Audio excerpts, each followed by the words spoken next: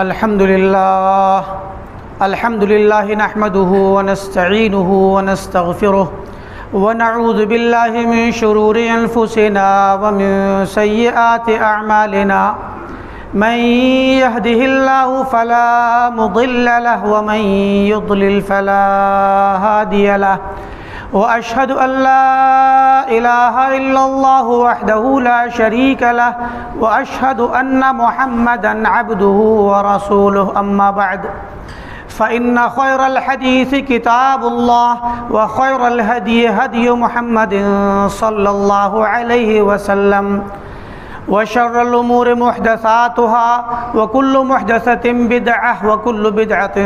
ضلالة وكل ضلالة في النار. اعوذ باللہ السمیع العلیم من الشیطان الرجیم. بسم اللہ الرحمن الرحیم. قل ان صلاتي ونسكي ومحياي ومماتي لله رب العالمين لا شريك له وبذلك أمرت وأنا أول المسلمين.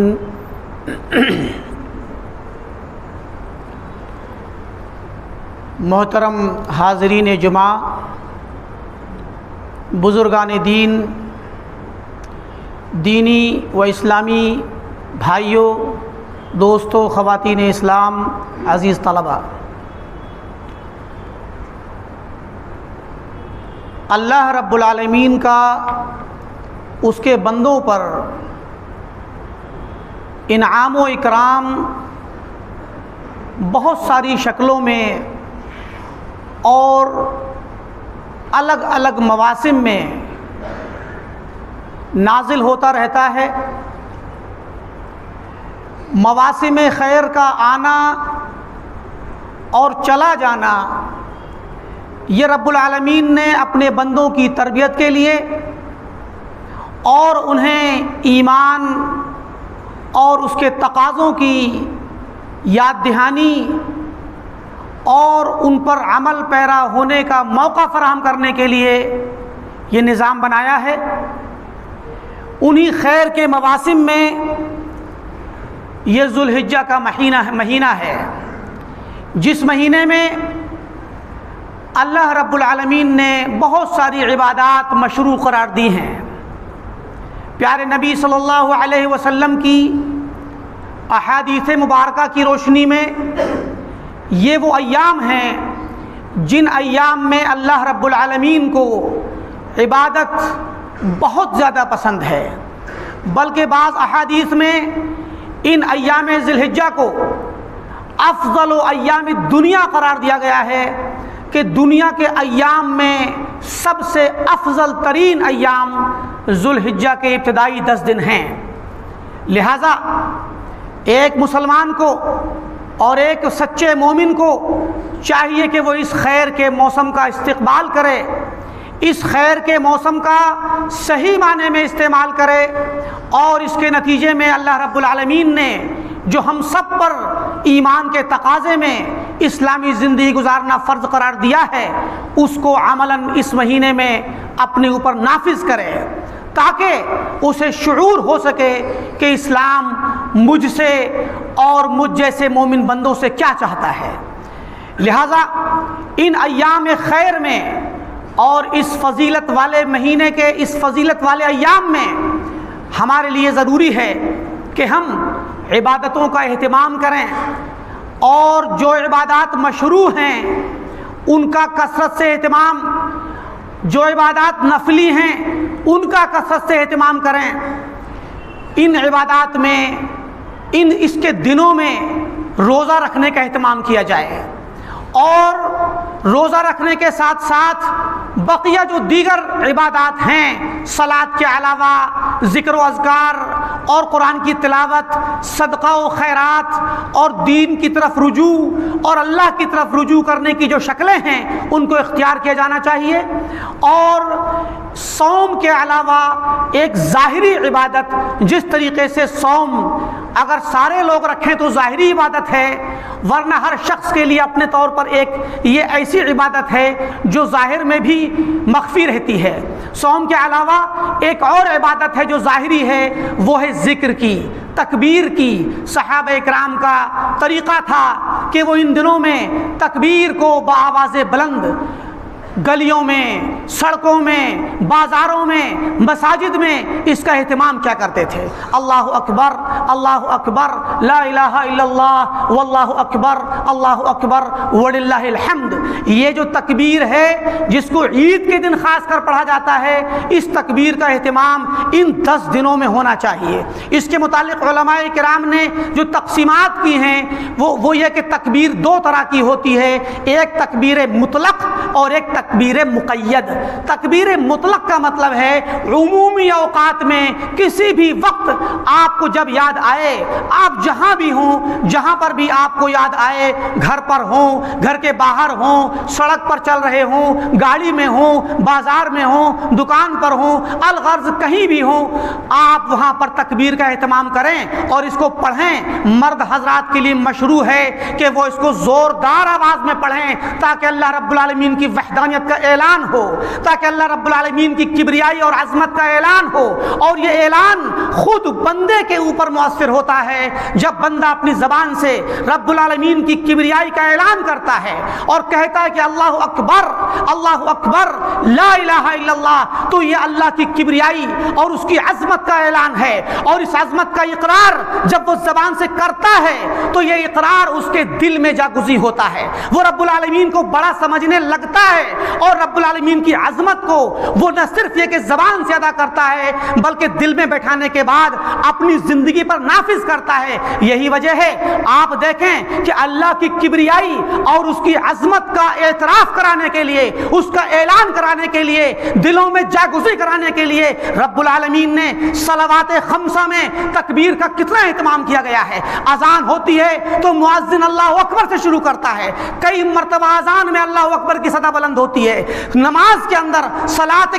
کے اندر ہر رکعت میں، اقامت کے وقت بھی ہر رکعت میں اٹھنے بیٹھنے اور اپنی حالت کو چینج کرتے وقت ہمیں اللہ اکبر کہلوایا جاتا ہے تاکہ یہ شعور، یہ احساس، رب العالمین کی عظمت کا احساس ایک مومن کے دل میں اتنا مضبوط ہو جائے کہ ہمہ وقت اسے رب العالمین کی کبریائی اور عظمت کا مشاہدہ دکھے، اس کو پتا چلے کہ رب العالمین سب سے بڑا ہے۔ وہ صرف زبان سے نہیں بلکہ عمل سے ہر وقت، ہر لمحہ اور ہر مقام پر اسے رب العالمین کی عظمت دکھائی دے، اس کو عملاً اس کا احساس ہو اور وہ اپنی زندگی میں اس کو نافذ کرے تاکہ اس کے چال چلن میں، اس کے رویے میں، اس کے بول چال میں، اس کے لین دین میں رب العالمین کی یاد تازی رہے، غفلت میں کبھی نہ جائے۔ لہذا ان دنوں میں ان عبادات کے مشروع کیے جانے کا یہ بھی ایک مقصد ہے کہ مومن ہر وقت رب العالمین کی تکبیر کا اہتمام کرے۔ جب رات میں تنہائی میں اس کی رات میں آنکھ کھلے تو رب العالمین کی تکبیر کا اعلان کرے،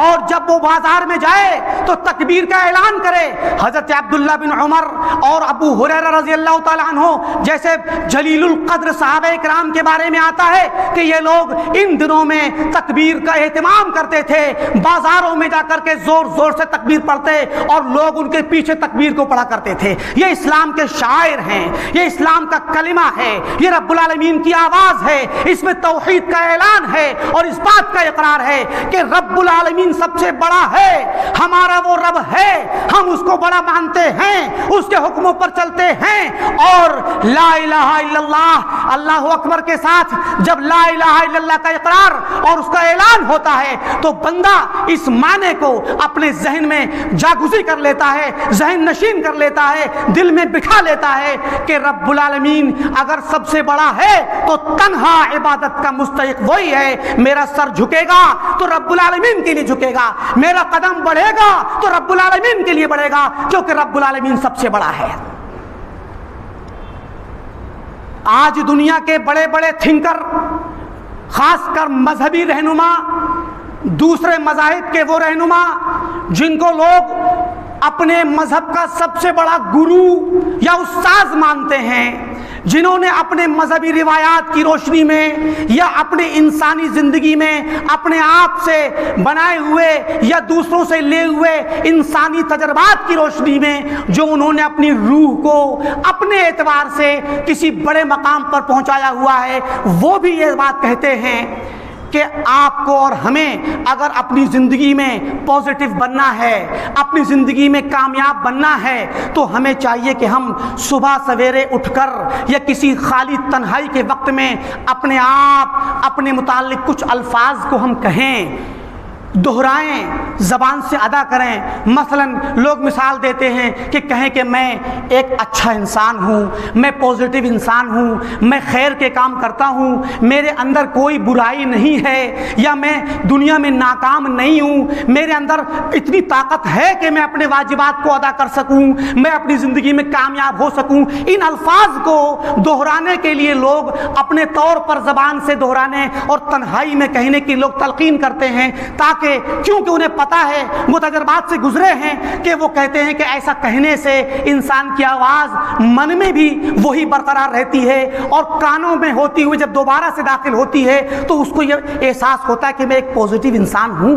وہ مایوسی سے بچ جاتا ہے، وہ برائی کے راستے سے بچ جاتا ہے۔ یہ دنیا والوں کے تجربے ہیں۔ پیارے نبی صلی اللہ علیہ وسلم نے اور شریعت اسلامیہ نے ہمیں اس سے بھی بڑھ کر کے پازیٹیو طریقہ سکھلایا ہے کہ ہم رب العالمین کا ذکر کریں۔ اذکرونی اذکرکم، کہ تم مجھے ذکر کرو میں تمہیں یاد کروں گا، تم میرا ذکر کرو میں تمہیں یاد کروں گا۔ ہم اللہ رب العالمین کا ذکر کریں تو اللہ تعالی ہمیں یاد کرے گا۔ حدیث میں آتا ہے کہ بندہ جب مجھے یاد کرتا ہے تو میں اس کو یاد کرتا ہوں۔ اذا ذکرنی فی ملائن، اگر وہ لوگوں کے درمیان اپنی مجلس اور محفل میں ذکر کرتا ہے، ذکرتہ فی ملائن خیر منہ، تو میں اس کا ذکر اس سے بہتر مجلس میں کرتا ہوں۔ تو اللہ رب العالمین ہمیں یاد کرے گا، اور پھر اس کے نتیجے میں رب العالمین جب خوش ہوگا تو پھر اللہ تعالیٰ اپنی محبت بندوں کے دلوں میں ڈالے گا، ہمیں اس کی توفیق، اس کے نتیجے میں بہت ساری توفیق دے گا، مددیں کرے گا، جس سے دنیا میں کامیابی ہوگی۔ اسی کے نتیجے میں ہم بہت سارے اپنی زندگی کے کاموں کو، اپنے چال چلن کو، اپنے رویے کو تبدیل کر سکیں گے، اور یہ سب کام اللہ رب العالمین کی مدد سے ہوگا۔ اللہ کی مدد لینے کے لیے اللہ کو یاد کرنا ضروری ہے، اور یہ اللہ رب العالمین کا وہ حق ہے جو بندے پر ابتدائی حقوق جو رب العالمین کے ہیں، ان حقوق میں سے ہے، اللہ کا حق ہے کہ ان یذکر فلا ینسیٰ، کہ اللہ رب العالمین کو یاد کیا جائے، اس کو بھولا نہ جائے۔ اور جب بندہ رب العالمین کو بھولتا ہے، جب اللہ کی یاد سے غافل ہوتا ہے، وہیں سے رب العالمین کی مدد کا راستہ کٹ جاتا ہے۔ جب بندے کے دل میں رب کی یاد نہیں رہتی تو رب العالمین بھی اپنی یاد سے اس کو محروم کر دیتا ہے، وہ بھی اس کو یاد نہیں کرتا، وہ بھی اسے توفیق نہیں دیتا، وہ بھی اسے خیر کی کوئی مدد نہیں پہنچاتا، اور اس کے نتیجے میں بندہ تنہا رہ جاتا ہے۔ جب وہ تنہا رہ جاتا ہے تو رب العالمین نے انسان کو حرکت کرنے والا پیدا کیا ہے، کچھ نہ کچھ دائیں بائیں حرکت ضرور کرے گا، اور جب اس کے پاس اللہ کی طرف سے مدد آنا بند ہوئی تو مدد کے کٹ جانے کے نتیجے میں وہ دائیں بائیں حرکت کرتا ہے تو شر کی طرف پہنچ جاتا ہے خود بخود۔ علماء کرام نے، محدثین و ائمہ نے انسان کے گناہ میں پڑنے کی جو تفسیر کی ہے کہ انسان گناہوں میں ملوث کیوں ہوتا ہے، انسان شر کا کام کیوں کرتا ہے، علماء عقائد نے، شیخ الاسلام ابن تیمیہ نے، ابن قیم نے، ابن ابی العز الحنفی نے شرح تحاویہ میں، اور بہت سارے علماء نے اس بات کی صراحت کی ہے، وضاحت کی ہے کہ بندہ کس طریقے سے گناہ میں ملوث ہوتا ہے۔ اس کی پہلی ابتدا بندے کے دل سے اللہ تعالیٰ کی یاد کا نکلنا، اور اللہ کی یاد سے اعراض، روگردانی، جبکہ وہ زبان سے کچھ بھی نہیں کہتا، تنہا اگر آپ گھر میں بیٹھے ہیں اور اللہ کی یاد آپ کے دل سے نکل گئی تو سمجھ لیجئے کہ وہیں سے رب العالمین کی طرف سے توفیق بند ہو جاتی ہے، اور اللہ تعالیٰ اس بندے کو اس کے حال پہ چھوڑ دیتا ہے، اور جیسے ہی بندہ قدم اٹھاتا ہے تو جب اس کو ہدایت کی توفیق کا راستہ بند ہو جاتا ہے تو اس کا قدم غلط جگہ اٹھتا ہے، اور جب غلط جگہ اٹھتا ہے تو اللہ تعالیٰ اس کو اسی راستے پر آگے چھوڑ دیتا ہے، ضلالت و گمراہی پر۔ فرمایا فلما زاغوا ازاغ اللہ قلوبہم، جب لوگوں کے دل، جب لوگ گمراہی کے راستے پر گئے، زیغ اور انحراف پر گئے، تو اللہ تعالیٰ نے ان کو گمراہ کر دیا۔ بہرکیف یہ دوسرا موضوع ہے۔ بات یہ چل رہی تھی کہ ان دنوں میں ان دنوں میں جو خیر کے دن ہیں، ذوالحجہ کے ابتدائی یہ 10 دن جو گزر رہے ہیں، ان میں سے کچھ دن گزر گئے، ان دنوں میں جو عبادات مشروع ہیں ان میں سے ایک عبادت ہے اللہ کا ذکر کرنا اور تکبیر کا باقاعدہ اہتمام کرنا۔ یہ تکبیر کا اہتمام مرد حضرات تو ہر جگہ اور زوردار آواز میں کریں گے، لیکن خواتین، عورتیں، لڑکیاں یہ جو ہیں اپنے طور پہ ہلکی آوازوں میں کریں گی اور خاص کر اپنے گھروں میں کریں گی۔ اگر باہر بھی اگر ان کو کبھی ذکر کرنا ہے تو ہلکی آواز میں کہ غیر کو کسی کو سنائی نہ دے، کیونکہ ان کی آواز بھی پردہ ہے۔ لہٰذا ایک تو ہے تکبیر مطلق جو ہر وقت ہر جگہ کی جائے گی اور ہر جگہ اللہ کا ذکر کیا جائے گا، اور ایک ہے تکبیر مقید، یعنی کسی چیز کے ساتھ قید اور پابندی کے ساتھ، اور وہ قید و پابندی ہے صلوات، 5 وقتہ نمازوں میں جب ہم صلاۃ سے فارغ ہوں اور امام سلام پھیرے تو اس وقت پھر ہم تکبیر پڑھیں۔ اس چیز کا مظاہرہ عرب دنیا میں عرب لوگوں کے پاس زیادہ محسوس ہوتا ہے، وہاں مدینہ ہو یا مکہ ہو، حجاز ہو یا نجد ہو، کہیں بھی ان علاقوں میں، عربوں میں اور دوسرے ممالک میں بھی عرب لوگ ان چیزوں کا خصوصی اہتمام کرتے ہیں۔ ہمارے یہاں عام طور پہ یہ کم ہے، الا یہ کہ کوئی شخص زبانی کرتا ہو، ورنہ جس طریقے سے ہم عید کے دن اہتمام کرتے ہیں ویسے ہی نمازوں میں ہمیں اہتمام کرنا چاہیے۔ یہ اللہ تعالیٰ کی تکبیر کا، اس کے ذکر کو بلند کرنے کا طریقہ ہے، اور خود بھی اس کے اندر اطاعت اور فرمانبرداری ہے، جس سے ہمارے اجر میں بھی زیادتی ہوتی ہے اور اس کے ذریعے اس کے بہت سارے فوائد ہیں جو ہمیں ملتے ہیں۔ اللہ رب العالمین ہمیں توفیق عطا فرمائے۔ انہی دنوں میں ایک دن آئے گا یوم عرفہ، جو کہ 9 ذی الحجہ کو ہوگا، اس دن روزہ رکھنا چاہیے۔ اس کے متعلق گزشتہ ہفتے میں ہم نے تفصیل بتلا دی تھی۔ یہ جو ایام ذی الحجہ چل رہے ہیں ان میں بہت ساری عبادات کے ساتھ جو مخصوص اور عظیم الشان عبادت ہے وہ ہے قربانی کی۔ قربانی کی عبادت پچھلے ہفتے بتلایا گیا تھا کہ ابراہیم علیہ السلام کی سنت کے مطابق آپ کی سنت کو زندہ کرنے کے لیے آپ کی ملت پر جو ہمیں جو حکم دیا گیا کہ اتبع ملت ابراہیم حنیفہ، کہ ابراہیم علیہ السلام کی ملت پر کی پیروی کرو، اس ملت ابراہیمی کی پیروی میں یہ سنت ادا کی جاتی ہے۔ اس سنت کے متعلق زیادہ تر علماء کا یہ قول ہے، فقہا کا، کہ یہ سنت مؤکدہ ہے۔ بعض علماء نے، امام ابو حنیفہ رحمۃ اللہ علیہ اور امام اوزاعی رحمۃ اللہ نے تو واجب بھی کہا ہے کہ جس شخص کے پاس اللہ نے مال دیا ہے، جس کو اللہ نے وسعت دی ہے، اس پر قربانی کرنا واجب ہے۔ یہ امام ابو حنیفہ کا فتویٰ ہے، لیکن دوسرے ائمہ کا، دوسرے فقہا کا یہ قول ہے کہ یہ سنت مؤکدہ ہے۔ بعض لوگ اس کو واجب کے حکم میں کہتے ہیں، لیکن صحابہ کرام سے پوچھا گیا، کسی نے پوچھا کہ کیا قربانی کرنا سنت ہے کہ واجب؟ تو انہوں نے کہا کہ ہم نے پیارے نبی صلی اللہ علیہ وسلم کو قربانی کرتے ہوئے دیکھا تھا، اس لیے ہم بھی کرتے ہیں۔ لہٰذا ہمیں واجب اور مستحب کے چکر میں پڑنے کے بجائے اللہ تعالیٰ نے جس کو وسعت دی ہے، جس کے پاس اتنی طاقت ہے کہ وہ قربانی کر سکتا ہے، وہ قربانی ضرور کرے۔ قربانی کے لیے اسلام میں بہیمۃ الانعام کو، جو وہ جانور، وہ چوپائے جو عام طور پہ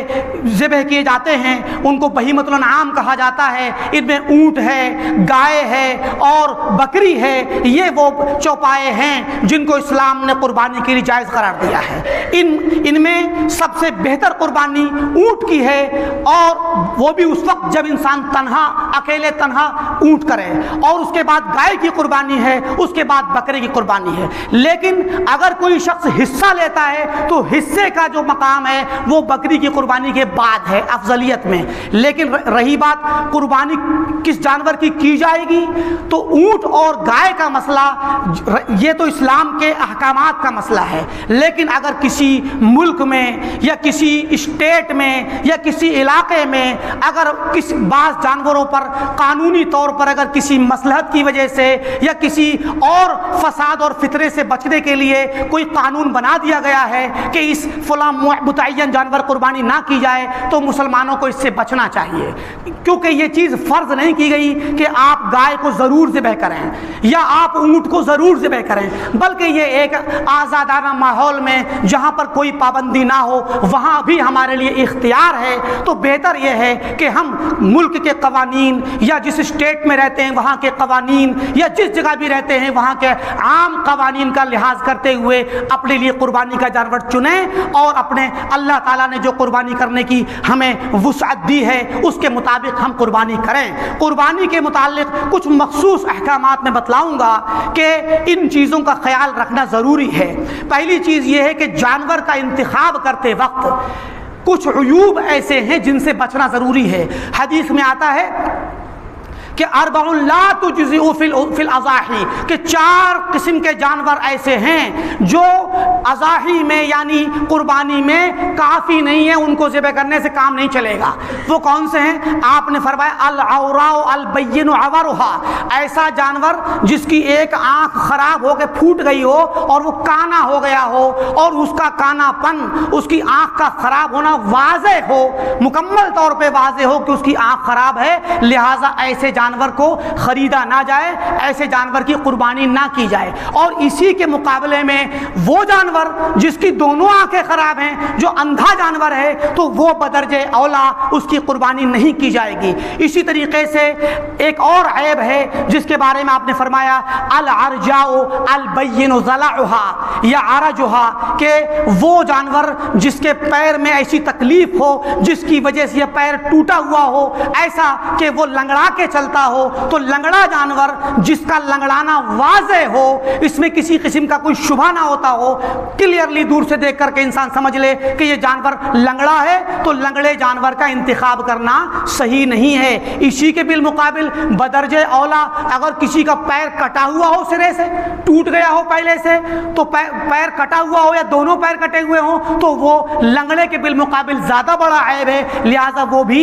قربانی کے لیے انتخاب اس کا نہیں کیا جائے گا۔ اسی طریقے سے آپ نے فرمایا والمریضۃ البین مرضها، ایسا جانور جو بیمار ہو، جس کو دیکھ کر کے ظاہری طور پہ ہر انسان کہہ دے گا کہ یہ بیمار جانور ہے، تو جس کی بیماری واضح ہو، جو مریض ہو، تو مریض جانور کو، بیمار جانور کو قربانی کے لیے انتخاب نہیں کرنا چاہیے۔ اسی طریقے سے آپ نے فرمایا والعجفاء التي لا تنقی یا الحزیلۃ التي لا تنقی، ایسا جانور جو بہت کمزور ہو، جس میں گوشت ہی نہ ہو، سوکھا پاکا جانور ہو جس میں کسی قسم کا کوئی گوشت نہ نکلے، تو ایسا جانور بھی شرعاً مقبول نہیں ہے، بلکہ اس کی قربانی نہیں کی جائے گی۔ بلکہ اس کے بالمقابل صحابہ کرام کے بارے میں آتا ہے کہ وہ جانوروں کو پہلے سے تربیت کرتے تھے، پالتے تھے، انہیں موٹا کرتے تھے، کھلاتے تھے، پلاتے تھے، تاکہ خوب فربا ہو جائیں اور فربا جانور کو اللہ کی راہ میں ذبح کریں۔ اسی لیے حدیث میں آتا ہے کہ اتی النبی صلی اللہ علیہ وسلم بکبشین املحین اقرنین، کہ آپ کے پاس 2 بہترین خوبصورت سینگوں والے جانور، دو مینڈھے لائے گئے، جن کو آپ نے ذبح کیا، ان کو زمین پہ بچھایا اور اپنا پیر ان کے اوپر رکھا، اور آپ نے حضرت عائشہ سے فرمایا کہ مجھے اعطینی المدیہ، مجھے سکین اور چھری دو۔ پھر جب وہ چھری لانے لگی تو آپ نے فرمایا اشحذیھا، اس کو تیز کر کے لاؤ، تو آپ نے اس کو منگایا، اور منگانے کے بعد آپ نے چھری سے ان کو ذبح کیا اور فرمایا اللہم ھذا عن محمد و آل محمد، کہ اللہ یہ میری طرف سے، محمد کی طرف سے اور آل محمد کی طرف سے ہے، اور میری امت میں جس نے بھی ذبح نہیں کیا سب کی طرف سے ہے۔ تو اس طریقے سے آپ نے خوبصورت جانوروں کو لیا اور ان کو ذبح کیا۔ لہٰذا ضرورت ہے کہ انسان جب جانور خریدے تو ایسا نہیں کہ انسان اپنی جو وسعت ہے اس سے زیادہ بڑا خریدے، یا دکھاوے کے لیے بہت بڑا اور بہت ہی موٹا تازہ یا الگ کا ایسا جانور جس میں دکھاوے ہوتے ہیں، دکھاوا بھی نہ ہو اور بہت زیادہ ایسا بھی نہ ہو کہ کمزور ہو، بلکہ اپنے اعتبار سے، اپنی وسعت کے اعتبار سے ایک درمیانہ انداز کا جانور ہونا چاہیے، اس کو چن کر کے اس کا اختیار ہو۔ اسی طریقے سے یہ وہ عیوب ہیں جن کا لحاظ رکھتے ہوئے قربانی کی جائے گی۔ قربانی کرنے کے لیے ضروری ہے کہ عید کے دن نماز کے بعد، صلاۃ عید کے بعد قربانی کی جائے، ورنہ وہ پھر قربانی نہیں ہوگی، عام سا گوشت کا جانور ہوگا جو عمومی طور پہ ذبح کیا جاتا ہے۔ قربانی کے معاملے میں بہت سارے احکامات میں سے ایک حکم یہ بھی ہے کہ قربانی عورت بھی کر سکتی ہے، یعنی ذبح کرنے کا کام عورت کر سکتی ہے۔ بعض لوگ اس کام کو عورتوں سے کرانے میں معیوب سمجھتے ہیں یا عورت کے کام کے ذبیحے کو مکروہ سمجھتے ہیں۔ اس میں کسی قسم کی کراہت نہیں۔ اگر عورت کے اندر جانور ذبح کرنے کا تجربہ تجربہ ہے اور اس کے پاس جانور ذبح کرنے کے لیے ہمت ہے اور وہ پہلے سے کر چکی ہے، تو وہ اپنی ہمت کو، اپنے تجربے کو استعمال کرتے ہوئے اور شریعت کے مطابق، سنت کے مطابق ذبح کرے، دعا پڑھ کے ذبح کرے، تو اس کا ذبیحہ جائز ہے اور اس کے ذبیحے میں کسی قسم کا کوئی بھی کراہت کا پہلو نہیں۔ حضرت کعب بن مالک رضی اللہ تعالیٰ عنہ کا واقعہ صحیح بخاری میں آتا ہے، امام بخاری نے اس کو ذکر کیا ہے اور رد کیا ہے ان لوگوں پر جو لوگ عورتوں کے ہاتھ کا ذبح کیے ہوئے ذبیحے کو مکروہ سمجھتے ہیں۔ فرمایا کہ کعب بن مالک رضی اللہ تعالیٰ عنہ کی ایک لونڈی تھی جو ان کی بکریاں چرایا کرتی تھی پہاڑوں میں۔ ایک دن کوئی بکری گر گئی اور وہ زخمی ہو گئی، اس کو ڈر لگا کہیں اس کے زخم کے سے مر نہ جائے، تو اس نے ایک پتھر کی چھری، پتلا سا کوئی لمبا سا دھاردار پتھر لیا اور اس کو لٹا کر کے اس کو ذبح کر دیا، اور اس کے بعد اس نے اپنے مالک کے پاس پیش کیا، تو انہوں نے پیغام بھیجا، پیارے نبی صلی اللہ علیہ وسلم سے پتہ کیا گیا، تو آپ نے کہا کہ کھا لو اس کو، جائز ہے، اس میں کسی قسم کی کوئی قباحت نہیں ہے، لہٰذا عورت کے ہاتھ کا ذبیحہ کھایا جا سکتا ہے۔ اور ایسی صورت میں عورت اگر وہ اپنے مخصوص ایام میں، ماہواری کے دنوں میں ناپاکی کی حالت میں بھی ہو، تب بھی کوئی حرج کی بات نہیں ہے، اس میں کسی قسم کی کوئی بندش نہیں ہے، بلکہ مسلمان کسی بھی عام حالات میں وہ اس ذبیحہ کر سکتا ہے، لیکن مستحب یہ ہے کہ پاکی کی حالت میں کرے، اور اگر عورت کر دیتی ہے ایسی حالت میں تو کوئی حرج کی بات نہیں ہے۔ ساتھ میں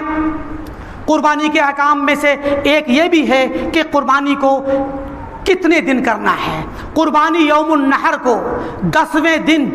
چاند کی 10 تاریخ کو جس دن عید ہوتی ہے اس دن کیا جائے گا، اور اس کے بعد 3 دن تک ایام تشریق ہوتے ہیں۔ آپ صلی اللہ علیہ وسلم نے فرمایا کہ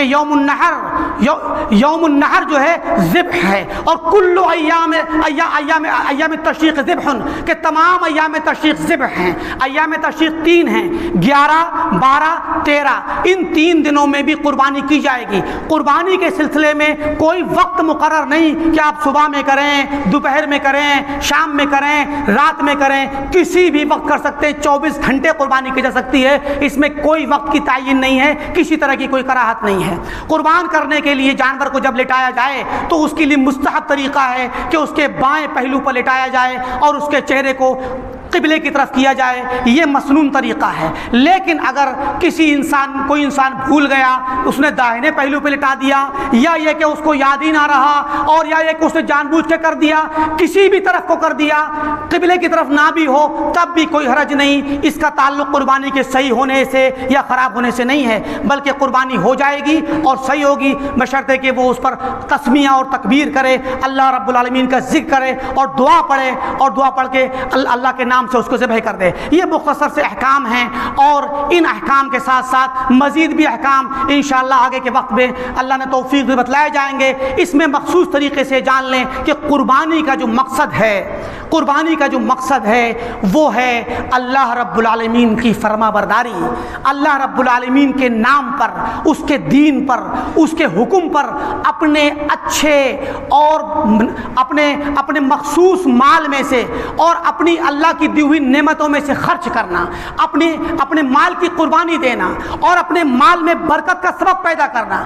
صدقہ کرنا، خیرات کرنا۔ اسی کے ضمن میں ایک بات اور ذکر کر دوں کہ جب قربانی کر لی جائے تو اس کے گوشت کو فقراء اور مساکین میں بانٹ دیا جائے اور پڑوسیوں میں دیا جائے، اپنے عزیز و اقارب میں دیا جائے، خود بھی کھایا جائے، جائز ہے۔ بعض صحابہ سے، اپنے عباس رضی اللہ عنہ سے وغیرہ سے مروی ہے کہ اس کے 3 حصے کر لیے جائیں، یہ مستحب طریقہ ہے، ورنہ واجب ہی نہیں ہے کہ آپ 3 ہی کریں اور اس سے کم زیادہ اس کو نہیں کر سکتے، بلکہ یہ ہے کہ آپ اگر 3 حصوں میں سے ایک حصہ فقراء میں بانٹ دیں، ایک حصہ پڑوسیوں میں اور اپنے رشتہ داروں میں بانٹ دیں اور ایک کھا لیں، آگے پیچھے زیادہ کم کر سکتے، اس میں کسی قسم کی قباحت نہیں ہے۔ اسی طریقے سے اس کے ذمن میں ایک حکم اور ہے، وہ یہ کہ اگر ہمارا پڑوسی